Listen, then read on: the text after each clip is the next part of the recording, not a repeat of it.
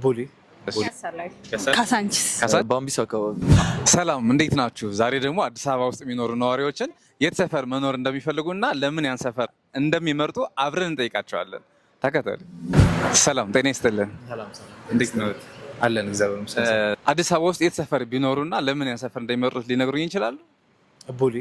ቦሌ በጣም አሪፍ። ቦሌ ለምን? ምክንያቱም እኔ ብዙ ጊዜ ስራዬ ከሀገር ያስወጣልና ኤርፖርት ቀረብ ማለት አለ። ብዙ ጊዜ ለመመሳሰል። አመሰግናለሁ። ሰላም ነው? እግዚአብሔር ይመስገን። ሰላም። አዲስ አበባ ውስጥ የት ሰፈር መኖር ትፈልጊያለሽ? ፒያሳ ላይ። ለምን? ግሪን ኤሪያ ናት በጣም ለዛ ነው የምመርጣት። ግሪን ኤሪያ ስለሆነች። አመሰግናለሁ። ሰላም እንዴት ነሽ? አይ ሰላም እንዴት ነህ? ሰላም አለን ይመስገን። እግዚአብሔር ይመስገን። አዲስ አበባ ውስጥ የት መኖር ትፈልጊያለሽ?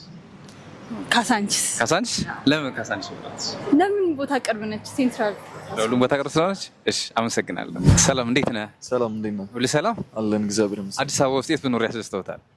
ባምቢስ አካባቢ። ባምቢስ አካባቢ ለምን? ለብዙ ሎኬሽኖች ቅርብ ነች፣ መሀል ላይ ስለሆነች ማለት። ለብዙ ሎኬሽኖች ቅርብ ስለሆነች። እሺ አመሰግናለሁ።